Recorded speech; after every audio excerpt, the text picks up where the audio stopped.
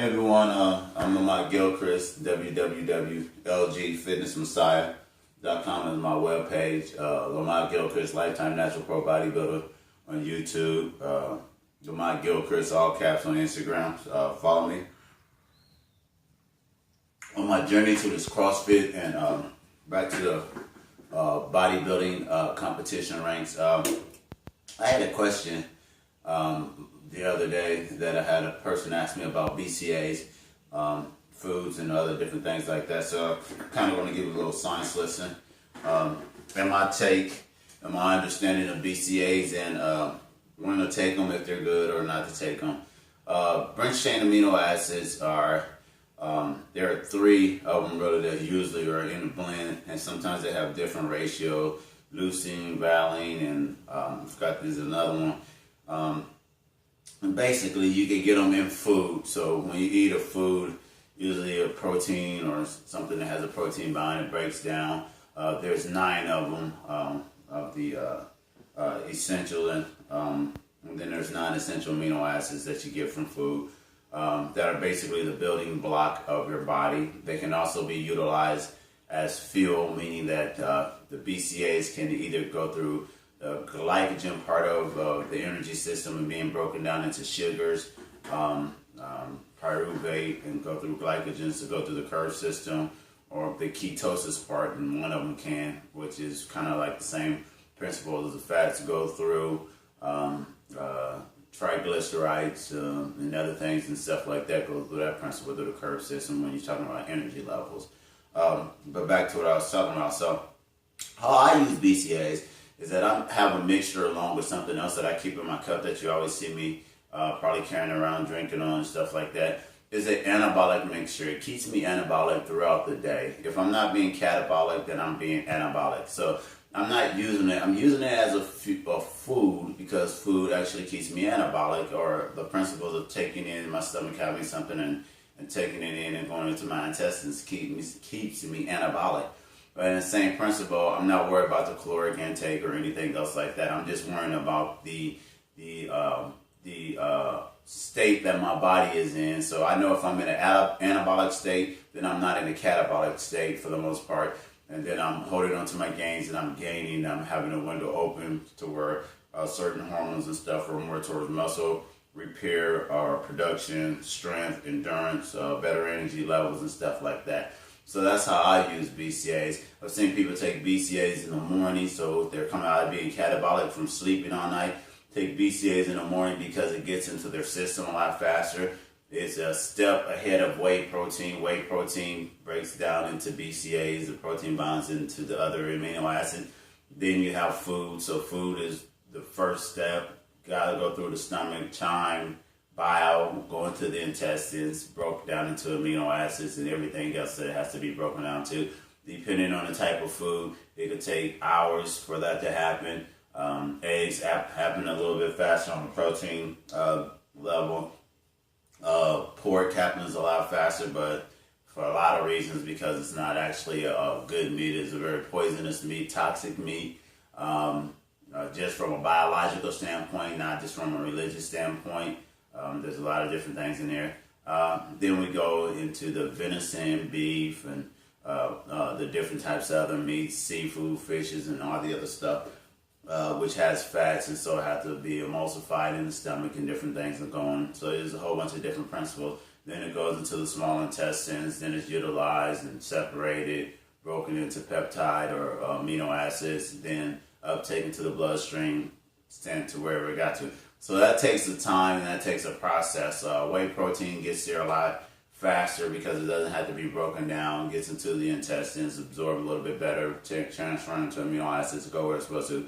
BCAAs into the intestines, straight through the stomach to the intestines, taken where it's supposed to be taken to, utilizes fuel, energy, repair, precursors to hormones and all the other different stuff. So that's just the principles, the steps of how to be anabolic and how long it takes to get those things. So I use it when I'm doing with my clients, and for myself, I use BCAAs as a timing mechanism, like to fill in timing spots.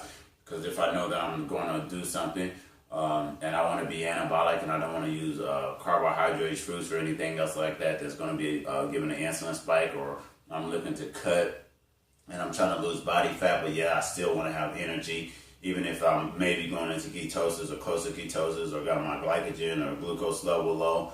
I still use BCAAs because then I know that I'm not being catabolic to my body. I'm not tearing into my body. I'm utilizing protein, whey protein as a fuel source being broken down. Probably utilizing some of the BCAAs, but I'd rather use a dietary supplement more so than I am using my muscle. Having my body metabolize my muscle and be a catabolic and take it down and taking away from my gains. So I also use it like that too. Does BCAAs work? Yes, I believe that they work. They do. I mean, because it's naturally can be found in nature and they are efficient. Do the way that everyone uses BCAAs work? No, it doesn't. I mean, some people, if you eat and then you take the BCAAs and you stack it on top of it, your body can only absorb so much protein, so many grams of protein per intake that if you got BCAAs stacked on top of whatever, you're going to be discarding, urinating, pissing, pooping out some of the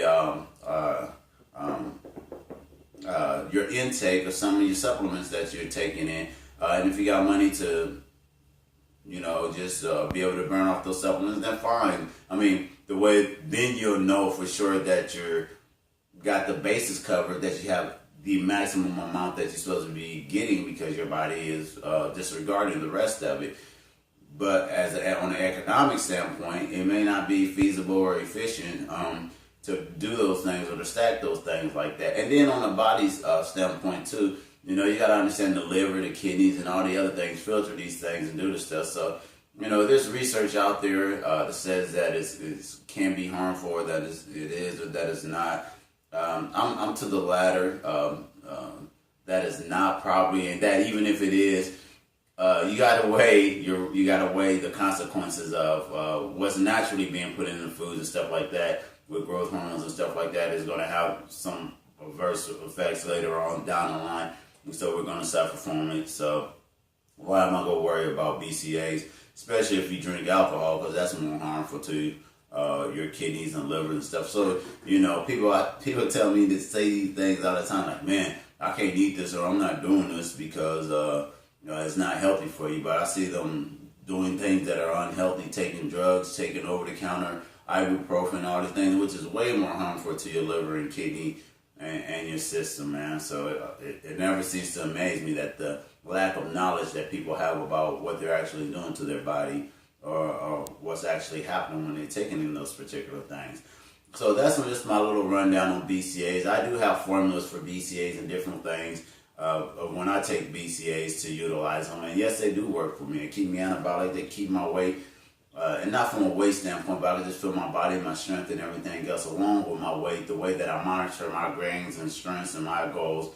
I can see my body being maintaining. I can feel the repair. I can feel myself recovering a lot more efficiently when I have a strenuous workout and stuff like that. And to me, those are all gains. If I can recover efficiently, then that's a gain to me, because that's what steroids do for other athletes. That's what pro athletes utilize other different drugs, because it's just a recovery process of being able to get back under fire and go hard again. So I hope that helps on anyone who has any questions about supplementation, especially with BCAAs. I suggest, you do supplement BCAAs, especially if you're an athlete and you're a performance athlete. And if you're dieting hard, yes, because it can be used as an energy. And it will make sure that you're getting some of your micronutrition that you need. Once again, my name is Lamont Gilchrist. I do offer meal plans, supplement plans, and things to get you going along the lines to fit you, not for me, but for what it is that you're trying to accomplish. If it is scientifically possible, we'll sit down and discuss and see if we can come up with a reasonable, rational destination and plan to get where it is that you're trying to go. Try to see what the chemical reactions, what could be the sitbacks, how long it may take to do this, formulating and calculating some of the sitbacks. And usually if it's scientifically, and I believe that it's feasible and that it can be done, I'm willing to try it. If you're willing to put in the work and be disciplined enough to try to give it a shot, you never know until you try. Once again, my name is Lamont Gilchrist. Thanks.